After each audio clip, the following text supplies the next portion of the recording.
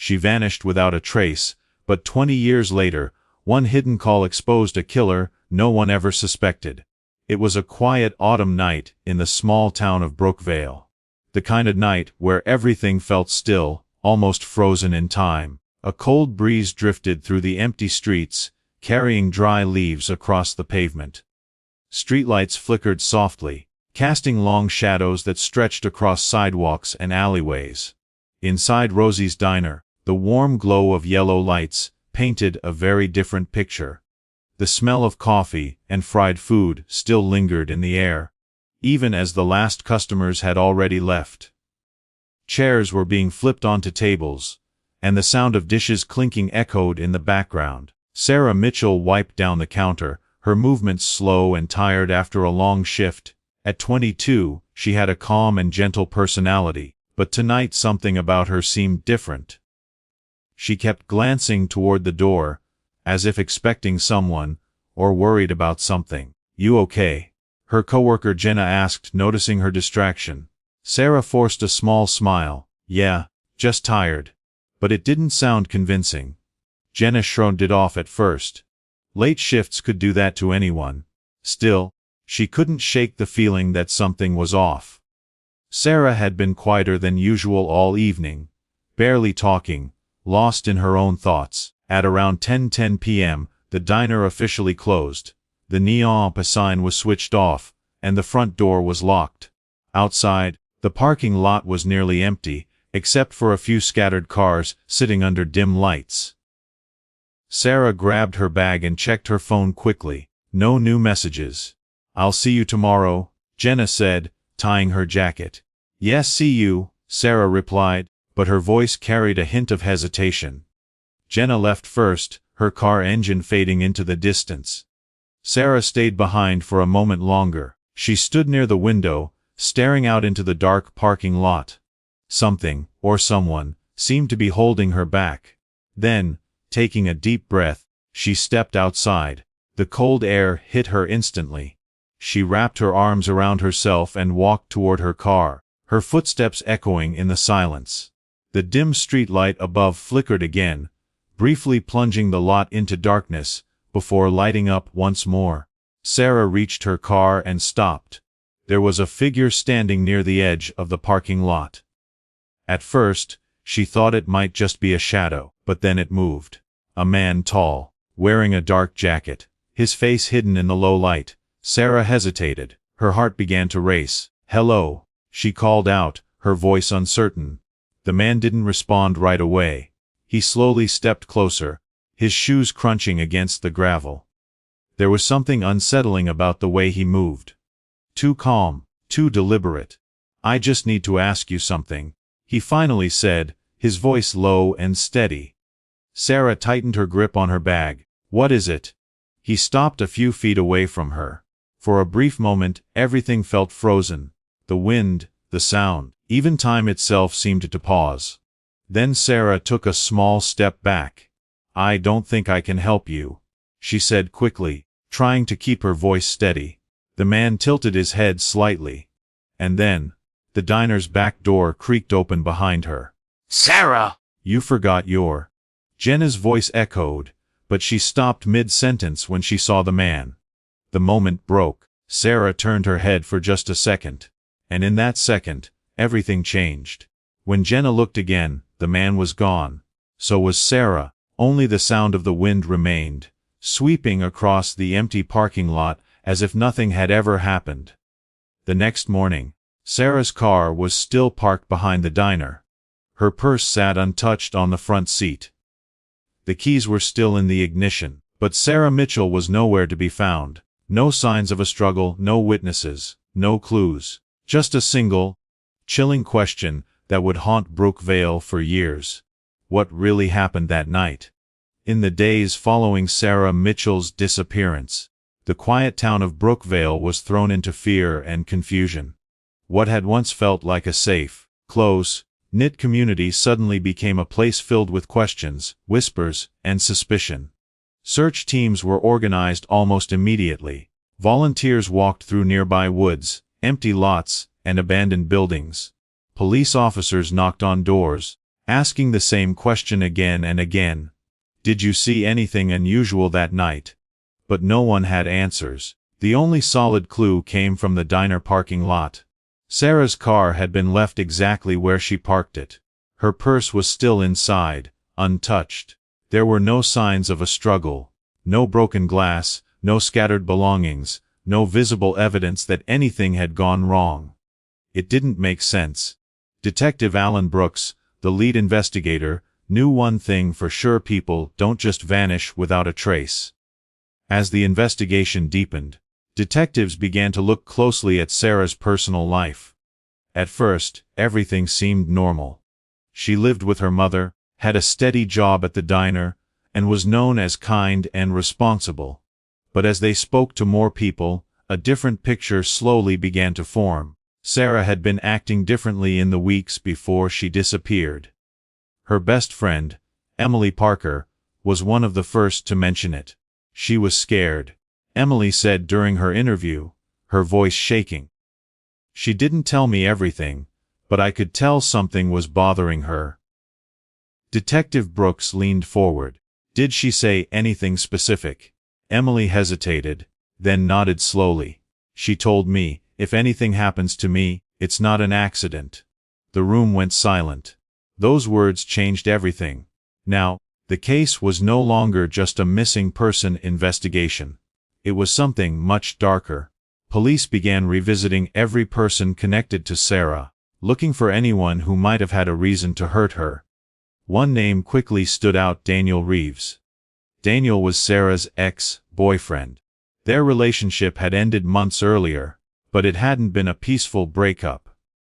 According to friends, Daniel had a short temper and didn't take rejection well.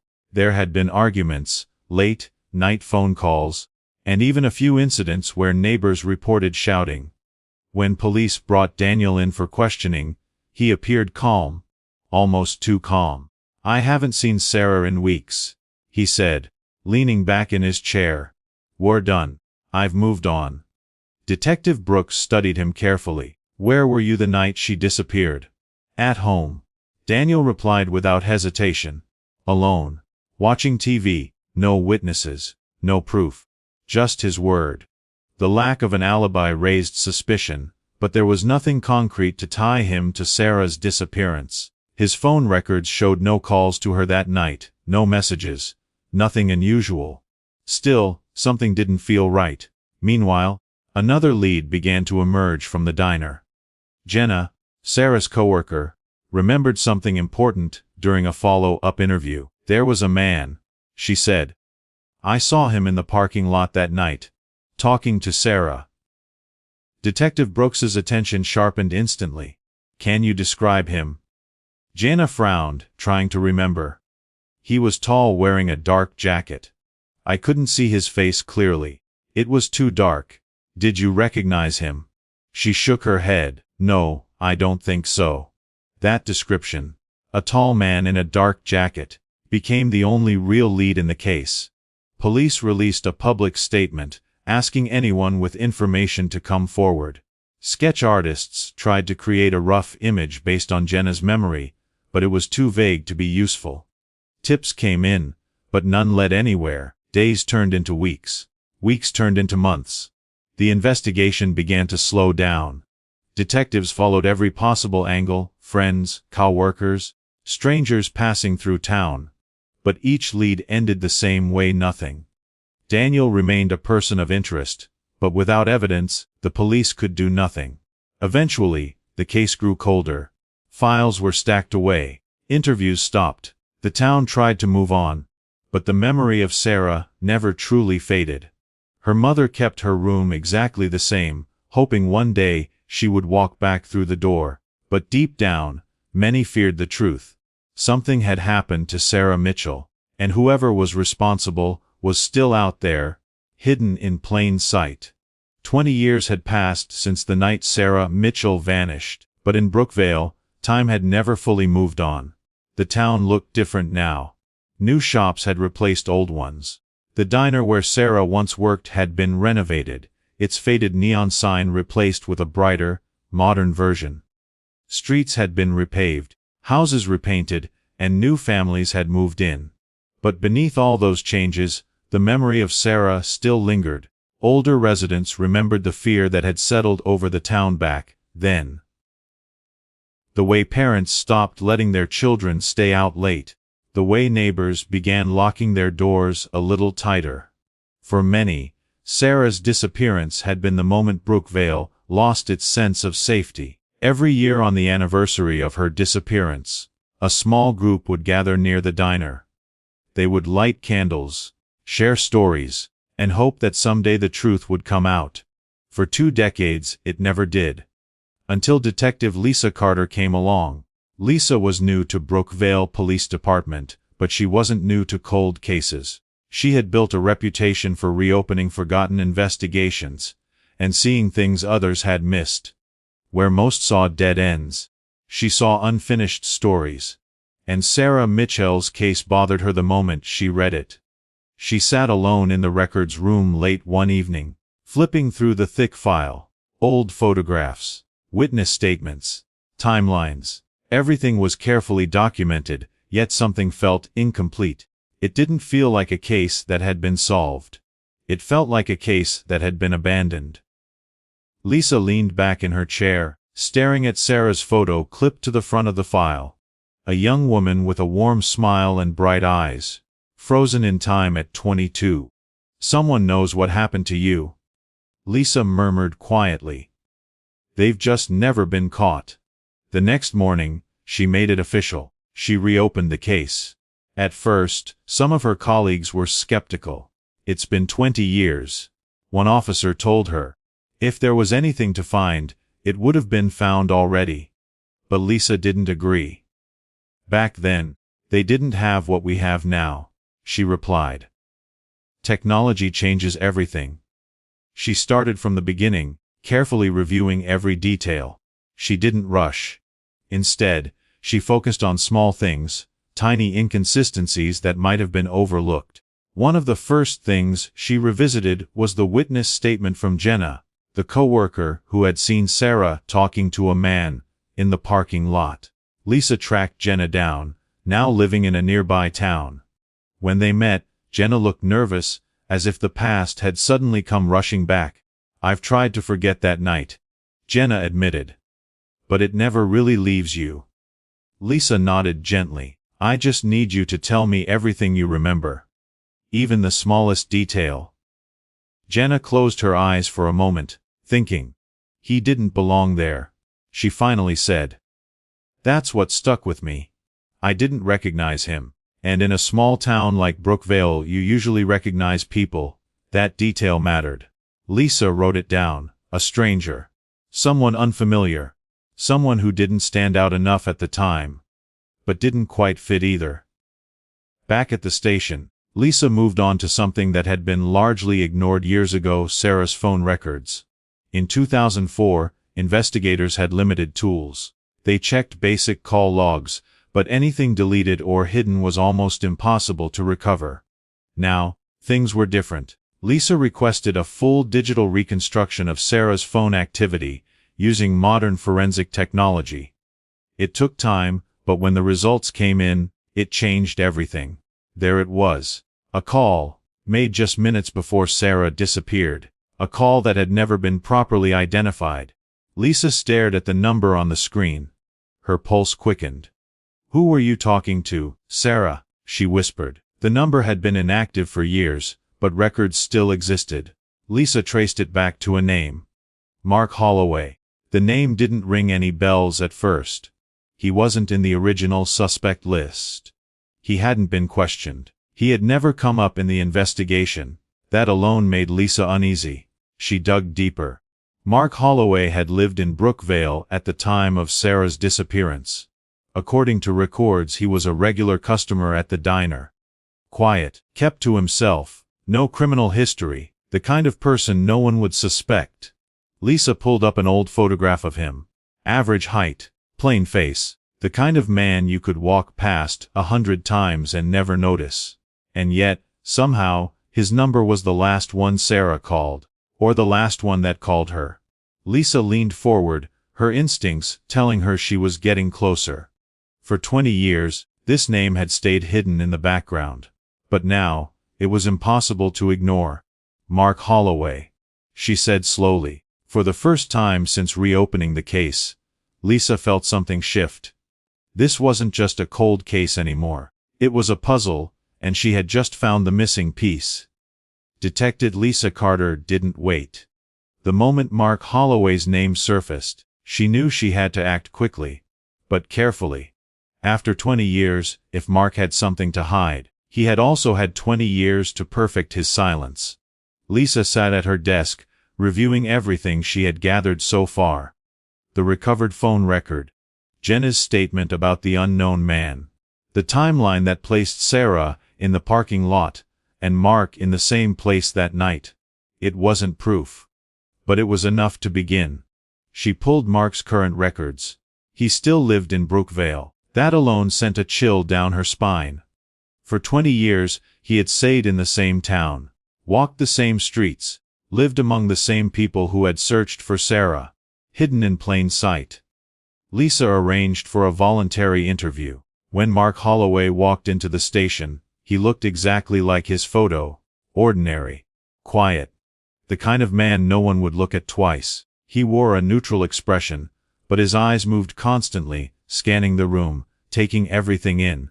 "Mr. Holloway, thank you for coming in," Lisa said calmly, gesturing toward the chair. "Of course," he replied softly. "I heard you're reopening old cases." His tone was polite, but there was something beneath it, something guarded. Lisa didn't waste time. "Do you remember Sarah Mitchell?" Mark paused for just a fraction of a second. "Not really," he said. "It was a long time ago." Lisa slid a printed document across the table. "Your phone number was the last one connected to hers the night she disappeared." The room went quiet. Mark glanced down at the paper, then back up at Lisa. For a moment, his calm expression slipped, but only slightly. "I used to go to that diner," he admitted. "Maybe we spoke once or twice." "That's all." "Once or twice," Lisa repeated. "On the night she vanished." Mark shifted in his chair. "I don't remember the exact date," he said. "It's been 20 years. Lisa watched him closely. His voice was steady, but his hands were not. His fingers tapped lightly against his leg, small, nervous movements he couldn't control. "Did you speak to her in the parking lot that night?" Lisa asked. Mark hesitated again. "I might have," he said. "Just a normal conversation, nothing important." Lisa leaned forward slightly. "What did you talk about?" "I don't remember," he replied quickly. That was the moment Lisa knew. He was hiding something. But she needed more than instinct. She needed evidence. After the interview, Lisa dug deeper into Mark's past. She expanded her search beyond Brookvale, looking into places he had lived before.